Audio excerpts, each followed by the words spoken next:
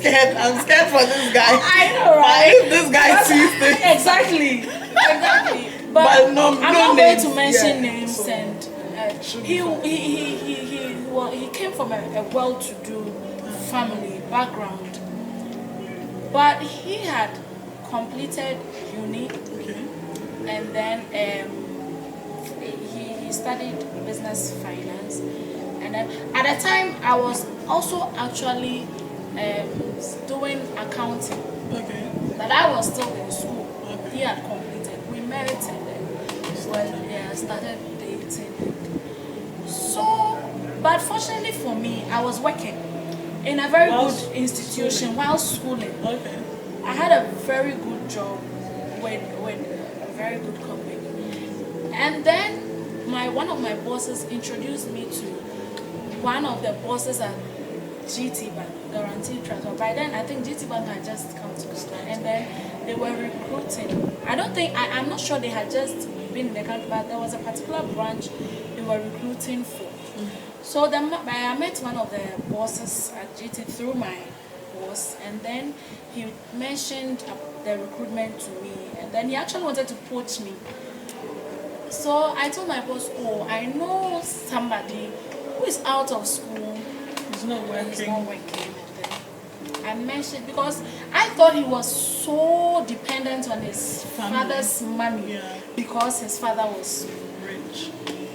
So I mentioned this job opportunity to him, and the first thing that came out of his mouth was, am I the one to search for a job for him? That is toxic masculinity. I actually left that relationship because of that statement he made. That is a ridiculous statement to make. I mean, if I'm your girlfriend and you are struggling financially and I'm looking for a job. I thought this was a good opportunity. Exactly. And I'm trying to, and then in my head, I told myself, this is not somebody I can build a life with. Because in the long run, he's not going to. In the long run, if we marry and then you happen to lose your job and I happen to find something, or I'm trying to push, this is how it's going to be. So I advise myself. If you dodge the bullet, then I'm sure he's knowing the reason for this probably. today. So you didn't But tell I him? didn't say anything. Oh my goodness! But in my head, I did it bit by bit, and I just withdrew, because I didn't see any future. So this is a clear example of what I'm saying. That when you are with somebody, you will know. You know if they have potential. Exactly, or not. So potential is the word. There are some self-made people who are angels sent from heaven. You will enjoy your marriage life with them till Jesus comes. And there are some they are not going to treat you bad. And that's why initially I said it is relative. So you are with the person, so you should be able to tell. If I'm with a self-made man and then he makes certain statements, I should know that I have to run. I don't even have to go into this. Because he's going to try exactly. To so it's a matter of we knowing. Read the person. I mean, apply psychological crap. I mean, you can read the person and I hope I've pray. And I just want to add that prayer is important, because sometimes you can read the person. The person seems perfect in your eyes, and maybe they'll tell you all the sweet things in the world, even though they are richer than you. And then you get until into the something marriage. comes up, you won't see the actual character. Exactly. I also advise there are certain things you should actually do it on purpose, just to see a person's reaction. You mean test your partners. I don't think, especially when it comes to finances, test your partners. What you see now, testing your partner is dangerous. Test because look, you're my example I just gave now wasn't even a test. Yours is a different. It wasn't a test. It happened, but then it gave me reason not to continue.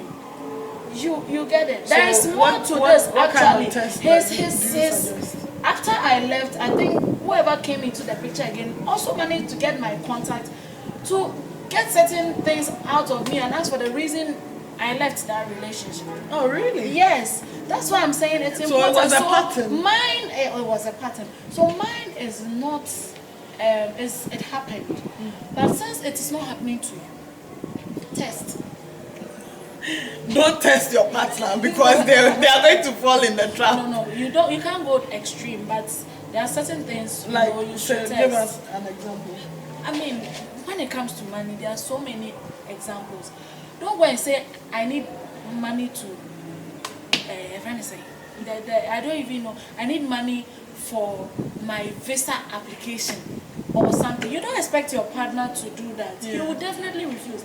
I'm not even sure he wants you to travel again.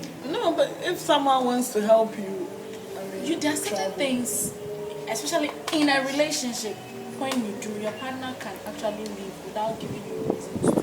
But you should know your limits and know the kind of things to put across. If you want to test your partner in a relationship to know how he fares when it comes to finances, I mean, there are so many things.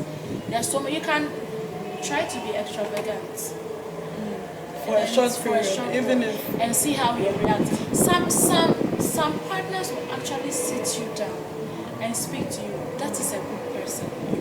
He wants to build something with you. So he wants transparency. Yes. He wants you to know what's going on to the end. So we've cleared the fact that it's good to make your partner know how much you're earning. Yes, it's important. And the guys, it actually saves you the stress of the lady not demanding more than what she should. If you are open about your financial situation or your financial standing. But some guys, you let them in marriage. I think it's important to let the partner know. Some partners even share their pay slip with their partners. The guys, I'm trying to say this for the men. If you share how much you earn, it will save you a lot of stress. Because women sometimes have it at the back of their mind that you have more. So she will be demanding for things that you cannot provide for. So what if is you the let her know that actually this is how much I earn, when she's demanding, she knows what she's demanding. And then you let her know, this is how, if you earn 10,000, you let her know, we are putting this much into whatever project we have. We are using this much to pay for the kids' school fees, and then we are using this much to pay for rent. I'm giving you this much for yourself. Buy whatever you need. How much are you willing to put on the table? I'm paying for the bills, I'm paying for the rent. So since you are also earning as a woman, you are providing food for the house. But sometimes food can actually cost more than not when it comes to school fees and projects, I'm telling you, food can actually, like, when you calculate the monthly, I'm telling you that it can never sum up to school fees, up to fees, rents, bills, gas, water, electricity, and all that. So that's what I'm saying. You come clean with your income. It is easy to come to an agreement as to how much each person is bringing to the table. I'm going to give you a scenario and then you tell me what you think. So there's a couple, they live together, but the house is actually for the woman. So she built the house and she gave it out for rent. But the person renting it is the husband, and the woman is taking the rent secretly. Yeah. So maybe for the sake of the viewers, we have to tell the story. Yeah, so a woman is basically... So the woman owns the house. The house, yes. And they live in that house, but they've rented it to the man. So the man is paying rent for the house, which his wife owns. But he has know. No idea. Yeah, exactly. So the woman takes the rent and keeps it for herself. What do you think? There are two sides to this scenario. I was a bit, I was thinking at first, my first reaction was, oh no, that's so bad, blah blah blah blah. As I thought about the situation, I thought business is business.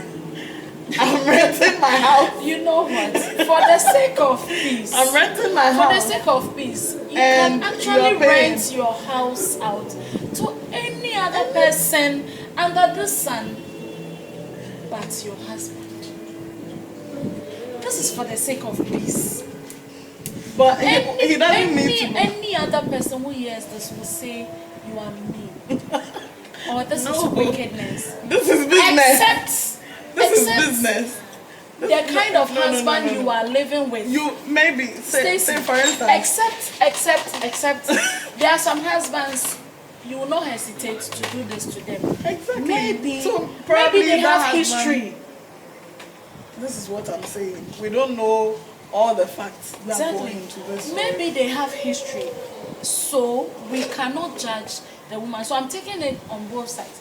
If they have history, then thumbs up. Yeah, thumbs up to the woman. The man, because some men can be mean, can be wicked, they can spend money elsewhere. Exactly. They'll be doing things on the side, and then the woman has decided that, for my Ghanaian viewers, what fun and one dream. So she's basically so she's being wise on a certain level. If you can pay money somewhere, probably the man has even rented a house for his side chick. He's doing something on the side, trying to hide it. Or side chick, it won't go away. The side chick thing. If you're a side chick and you are watching because there are some women out there who are also leave that man alone. Huh? So what? What should I say? In fact, we'll discuss this. This one is another topic for another day. We'll discuss this. For the men who have gone to the altar to say their vows and then are doing. They choose to take side chick. It's between them and God. Yeah, but if you are a woman. But what I'm trying to say is that the side chick issue will not go away today, nor tomorrow, because there are some women out there who are also pushing their husbands. This topic is for another day. Yeah. Back to the matter. So if they have history, then I'm sure the woman has already advised herself and is trying to recoup whatever she has lost in that marriage for herself. So that one, thumbs up to her. She used her brains.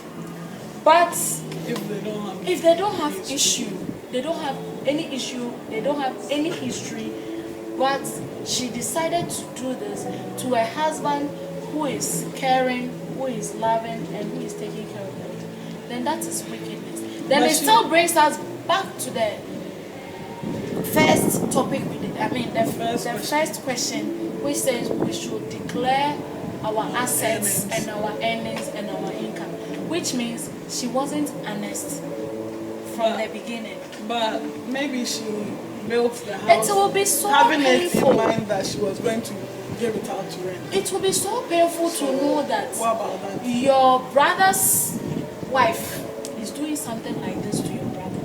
Look, something that you will not enjoy to see it happening to you or somebody close to you. Don't do it to any other person. This is life. Hands can change. Yeah. And time can change. Time changes. You know? So we have to be very careful when we are doing certain things. Even though we are laughing over this issue now, it is quite a serious. It was a serious It is quite issue. A serious it was issue. all over social media. You know, people it's quite a serious issue. Sharing You don't do that. If you have a happy family, your husband is all loving, all caring. He doesn't hide anything from you. There is no point in doing this. If you wish to rent your house, you have your property, you don't want your husband to know about it, that's fine. Rent it to somebody else. And you remember from the beginning, I told you that there are some earnings, even though you have a joint account, you still wouldn't want as a wise woman, you should have something on the side that your husband shouldn't know about. Period. What I'm saying is that what's the point? No. If you are saying, look, even if your husband is not somebody who hides anything from you, for the sake of the future, we are in Africa. Then what's your husband the has problem family. with Listen, renting the house to your husband? I'm taking back to the first topic. Exactly. So if you are suggesting that, then I don't think there's any problem. I said it from the beginning. Renting the house if you're a woman, to your husband and taking the If you are a woman, me, I'm being straight. Eh? Look, we are in Africa. Keep something on the side, even if you're having a joint account and you are declaring your earnings. In this woman's case, what I'm saying is that if she has a happy home, this thing can actually ruin her marriage. It can actually cause a divorce. To avoid all of this, rent your house somewhere else. Let your husband pay for his rent. So you are suggesting that the woman should rent the house for another person and she and her husband should look for another house? Since she thinks it is the husband's responsibility to pay for rent, no man will say this and then take it lightly. Just to avoid the pain and all of this happening, just rent out your house to any other person and live peacefully in your home. Unless she did it just to come back at the husband. So there's another scenario of a woman who owns a school and her kids attend the school. She takes school fees from her husband. They live together, actually. So what do you think about it? As a Christian, as a child of God, somebody who worships God, this is so mean. Again, business is business. No. I'm sure some people agree with me. I will take it from something else. Take it from who? You know, if it comes to paying for the there are so many responsibilities in the home. So the money can come to you in a different indirectly. way. I can indirectly, that's my school. Come on. Let's not my business. Don't be so mean. Don't be so mean. Unless of course we do good outside. Yeah. As but religious people, business. You pay fees for orphans. You do this. So if I can afford this, why not? Even teachers, staff of schools, get discounts and incentives just for having their kids in the school. Yeah. How much more only one? If I have a supportive husband, some people got to where they are now just because they had the best of husbands to support them. There are certain levels in life. If you are married and you get to that level, you should thank God. If you don't have a supportive partner, you won't get there. Your life can be ruined just for having a partner who is so negative. So if by the grace of God I've gotten to that level to own a school, my kids are in the school, I'll be that loving wife and even ask my husband to pay. It will actually be a hold over him, that I own the school. And then you are not paying the kids' fees, It will be a hold over him. If I ask him for anything, I can even use that against him. You are not paying for fees, so you should be able to give me this, and then it makes it a happy home. This thing shouldn't be anything. Do you think that in this day and age, 50-50 in marriages will sustain the marriage to the I think it will. It will go a long way, depending on how much each person is earning. No, I'm talking 50-50. So regardless of what you are earning, say when it comes to finances, it cannot be regardless of what each person is earning. But there are some marriages, there are some husbands or wives. There will be confusion in the home. So you don't think that is going to? If my husband is earning, say 20,000, and then I'm earning 5,000, how possible? How are you going to do the 50-50 if the bill comes and all together is 10,000? It's not even going to be possible. My salary is already gone. Yeah, but your bills can't be 10,000 monthly in Ghana. Consider school fees.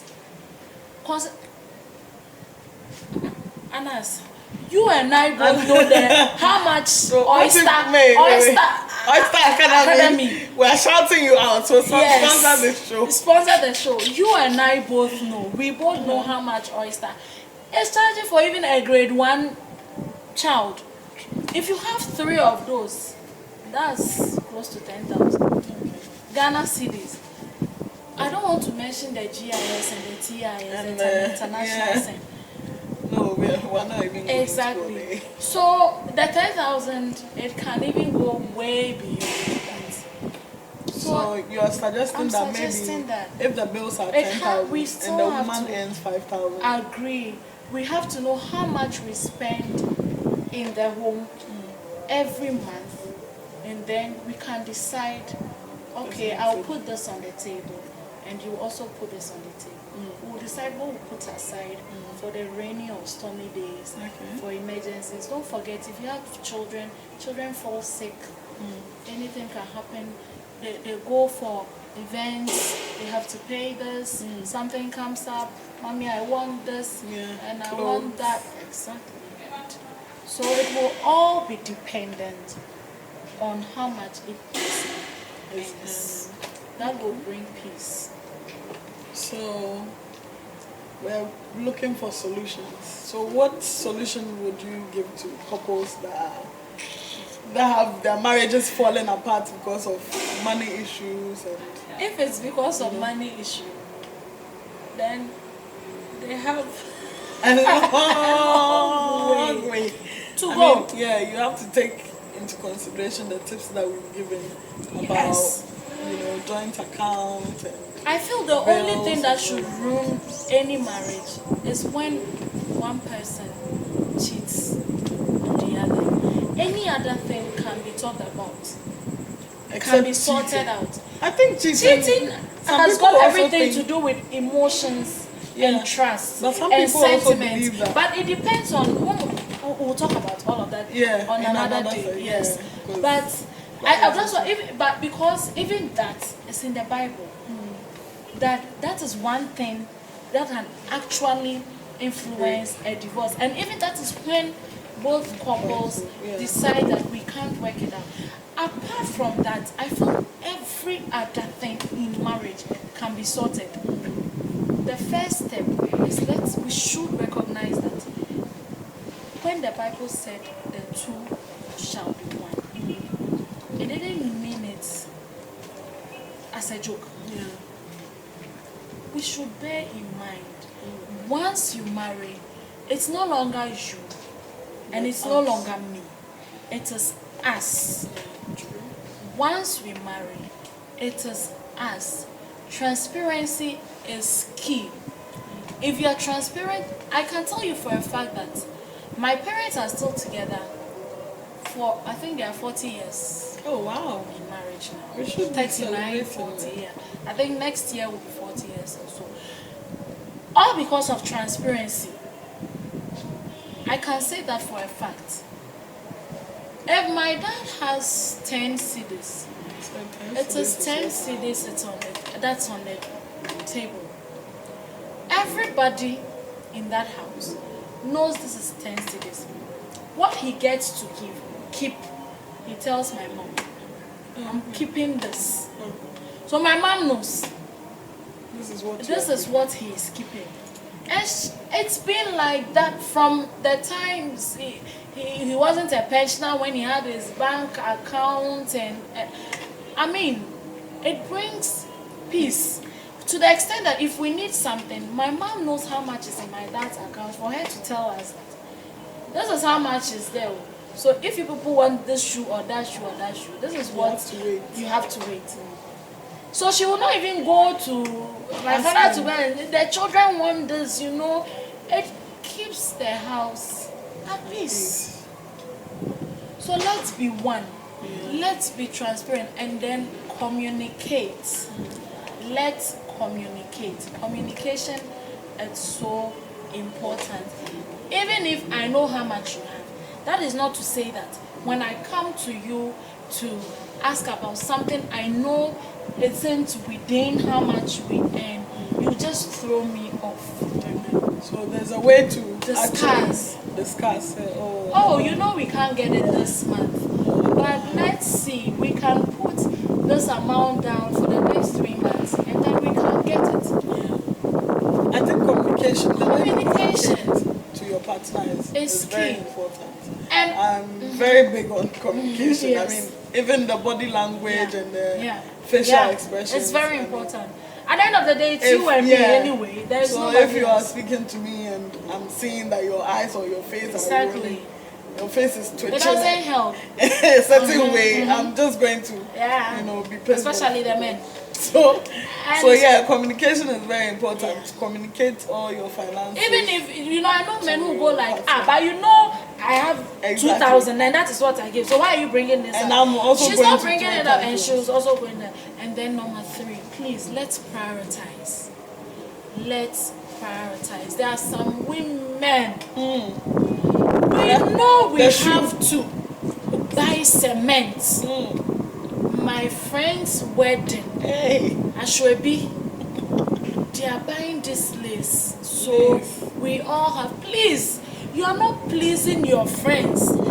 You please your friends today and tomorrow your marriage will be on the rocks. So please, let us know when to prioritize. If you feel you'll be left out, if you don't buy that particular fabric for that particular wedding, there's no harm in giving an excuse for not attending the wedding. Or just wear. And if you feel you still want to, please, let me say this. This is a term I always use. Live slim now and enjoy big in the future. Amen to that. Live slim now.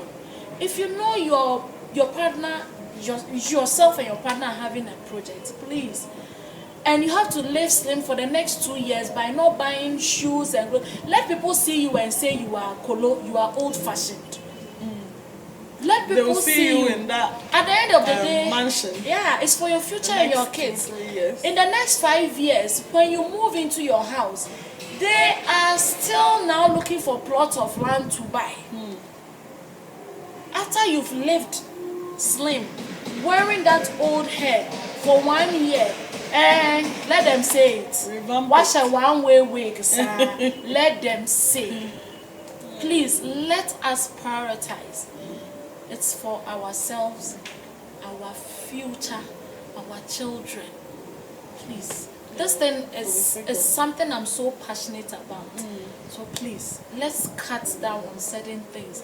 If it's not necessary, if it's not important, if it won't add any value to your marital life, if it won't add any value to your children's life, then please, let it go. Don't buy that shoe. Don't go and buy a shoebi when your children's fees are hanging over your head. Teachers are always complaining about not paying fees. Prioritize. Please.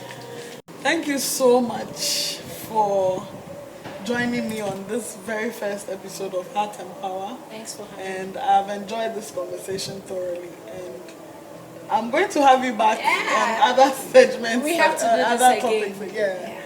Because you're very passionate, and very smart as well. And subscribe to this channel and leave a comment down below on what we've talked about, and we'll see you in the next episode. Oh, and follow me on Facebook. Yes. Kukwa Enieje. Kukwa Enieje. On all social. Anywhere, follow me. Kukwa Enieje. Yes, and her album is also coming out. Yeah, so watch out. Thank you so much. We love you. Bye.